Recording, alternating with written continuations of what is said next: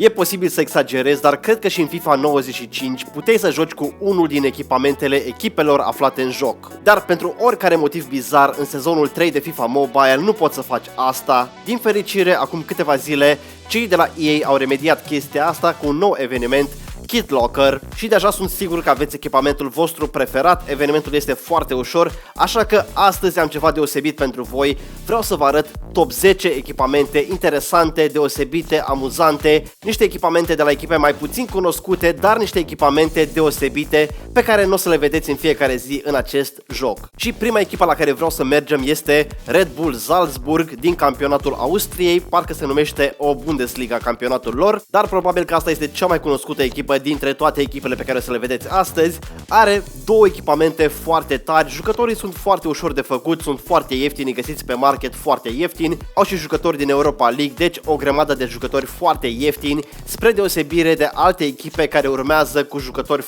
foarte scumpi. Dar acum ne concentrăm pe această echipă, nu o să stau să pun toți jucătorii aici pentru că ar fi plictisitor. Iată, asta este echipa finală pentru kitul de la Salzburg și din nefericire, după ce că trebuie să dăm niște bani pe jucătorii aceștia să facem echipamentele, trebuie să mai jucăm și câteva meciuri și dacă vreți să faceți multe echipamente, credeți-mă că durează o grămadă de timp.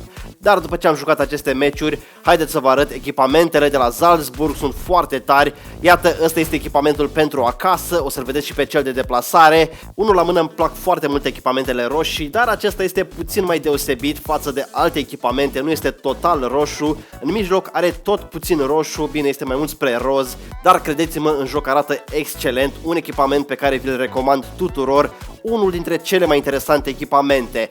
Partea bună este că și echipamentul de deplasare este mișto, este varianta galbenă a acestui echipament și arată foarte bine și pe galben și pe roșu, așadar două echipamente foarte tari de la aceeași echipă și credeți-mă, e foarte greu să ai și echipamentul de deplasare și cel de acasă foarte mișto. O să vedeți o grămadă de echipe cu echipamentul de acasă mișto și de deplasare așa și așa sau invers, dar din fericire acest Salzburg are ambele echipamente foarte mișto. Trecem mai departe la următoarea echipă, mergem în campionatul Portugaliei, Liga NOS, la o echipă numită Moreirense. Acum, probabil că nu ați auzit de echipa aceasta, dar echipamentele sunt foarte tari, o să vedeți în continuare. Jucătorii sunt foarte ieftini, cu excepția unui jucător. Am avut foarte mari probleme cu acest jucător, este vorba despre portarul lor, costă foarte mulți bani jucătorii de argint, în special portarii, nu l-am găsit sub 40.000 pe nicăieri când am făcut acest video, așa că a trebuit să le iau la licitație, la bid cu 40.000 de bănuți, dar până la urmă am reușit. Restul jucătorilor, nici ei nu au fost foarte ieftini, au costat 10-15.000, dar echipamentul este foarte mișto și oricând puteți să-i vindeți înapoi pe market. Iată, asta este echipa pe care am făcut-o pentru a lua echipamentul. Am trecut și de cele 3 meciuri foarte enervante, pentru că dacă ai mulți jucători de argint și de bronz, va fi destul de greu la ultimul meci. Și iată, ăsta este echipamentul, arată destul de bine după părerea mea, interesant, nu o să mai vedeți echipamente arătând ca ăsta, nu știu exact cum să-l descriu, par a fi niște pătrate pusă într-o anumită ordine, într-o anumită înclinare, cum ar fi acum să fie și stadionul lor pe afară așa, să fie tot stadionul așa și echipamentul, cine știe ce înseamnă asta, dacă înseamnă ceva pentru ei. Dar oricum este o combinație destul de interesantă, nu știu dacă o să o mai vedeți pe alte echipamente. Combinația de culori nu este grozavă, dar mă rog, astea sunt culorile clubului, ce să facă și oamenii aceștia. Acum, echipamentul de deplasare este cu totul altceva și după părerea mea arată mult mai bine decât cel de acasă. Acest albastru și cu acele pătrate tot albastre de pe piept fac un echipament foarte mișto. Asta este părerea mea, mie mi se pare că arată foarte bine.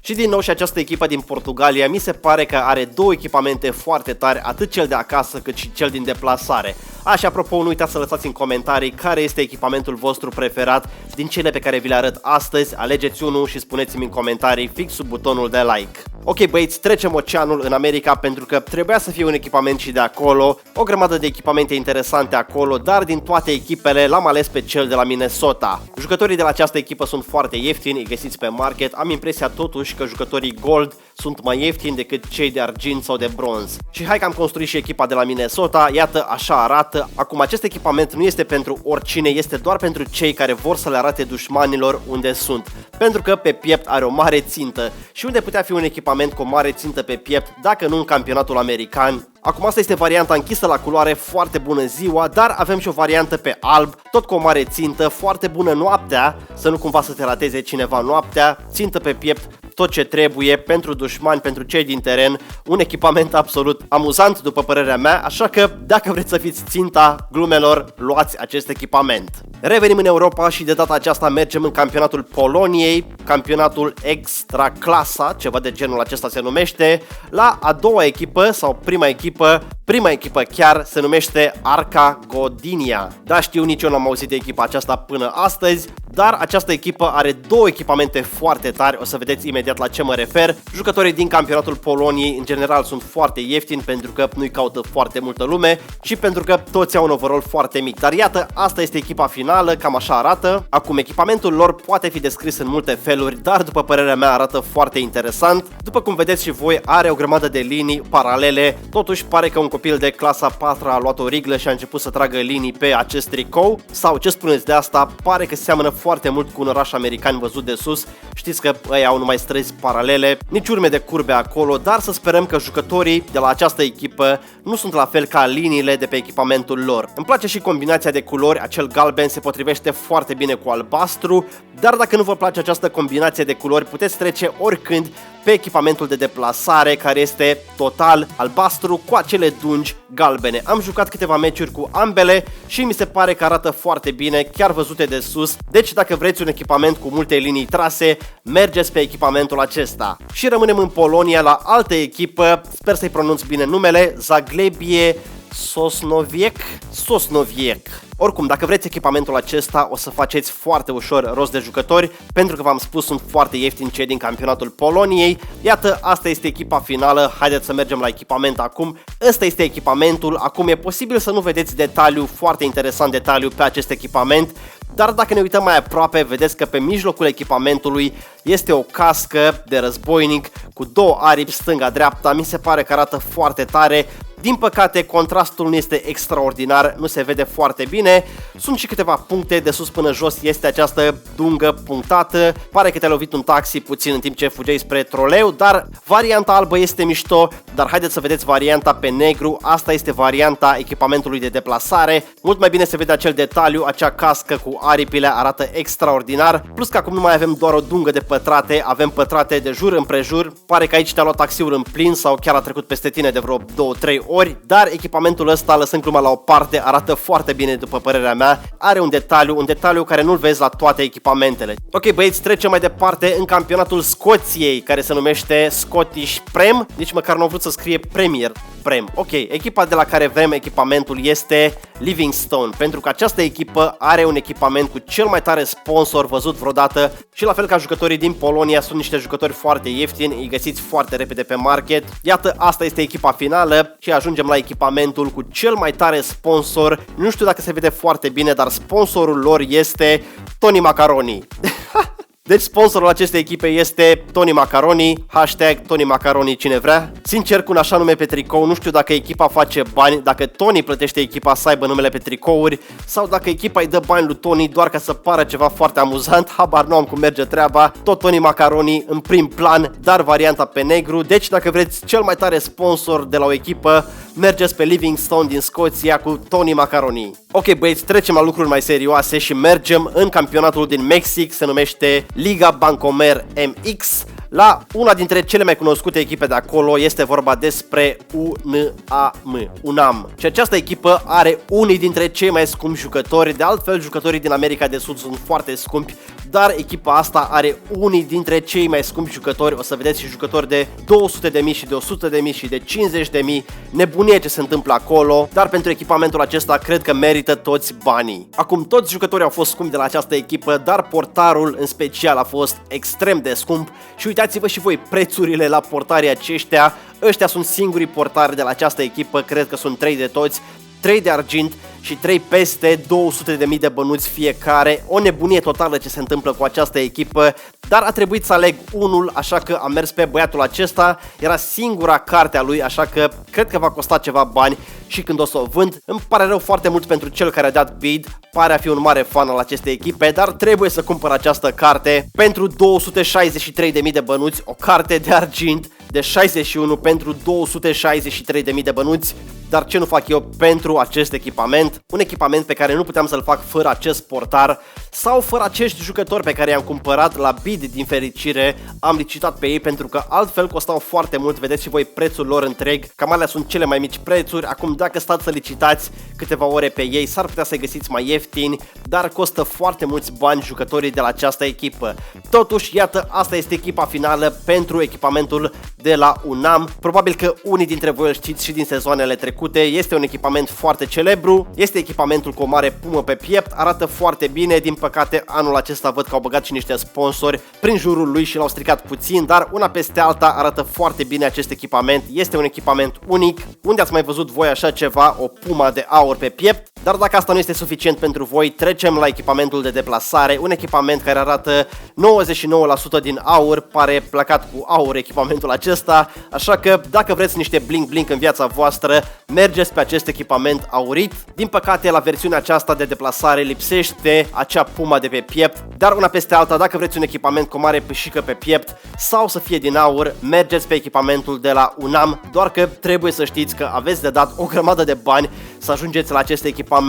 Acum îmi dau seama, de-aia costă jucătorii așa de mult, pentru că echipamentul acesta este din aur.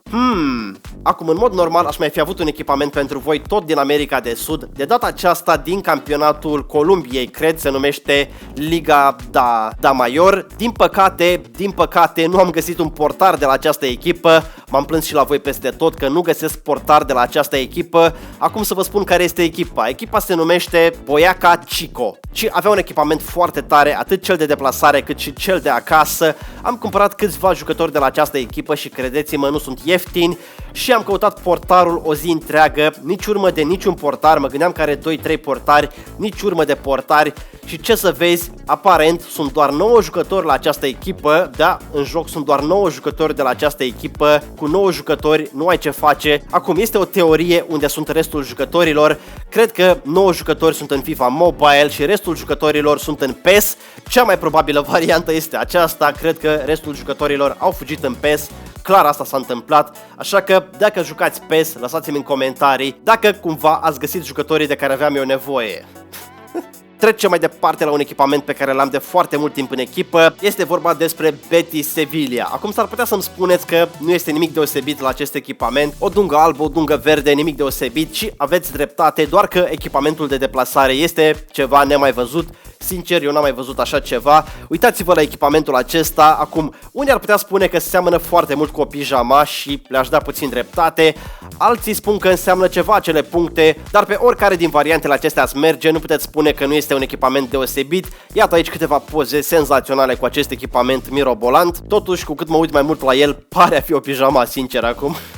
Și mergem la campionatul Angliei, nu campionatul 1 din Anglia, mergem la EFL, Liga 2, care de fapt e Liga 3 din Anglia, la o mică echipă numită Colchester United. Probabil această echipă are foarte mulți fani FIFA și tot orășelul acela joacă FIFA Mobile, pentru că jucătorii sunt destul de scumpi de la această echipă, dar niște jucători destul de scumpi, nu la fel ca cei din Mexic, dar iată, ăștia sunt cei 11 jucători de la Colchester United. Haideți să vă arăt echipamentul, pentru că la prima vedere nu pare a fi mare lucru. Echipamentul de acasă este chiar unul banal, nimic special aici, niște dungi blurate între ele, dar echipamentul de deplasare este chiar foarte tare și uitați-vă la echipamentul acesta. Este un camuflaj negru cu gri. Sincer, nu sunt cel mai mare fan al camuflajului, dar când vine negru și gri, pare că arată foarte bine. Cel Army nu-mi place foarte mult, dar acest echipament chiar arată foarte bine. Arată foarte bine în aceste poze din apropiere și arată foarte bine și de sus văzut când jucați cu el în joc. Nu cred că sunt foarte multe echipamente cu camuflaj, așa că dacă ăsta este stilul vostru, mergeți pe echipamentul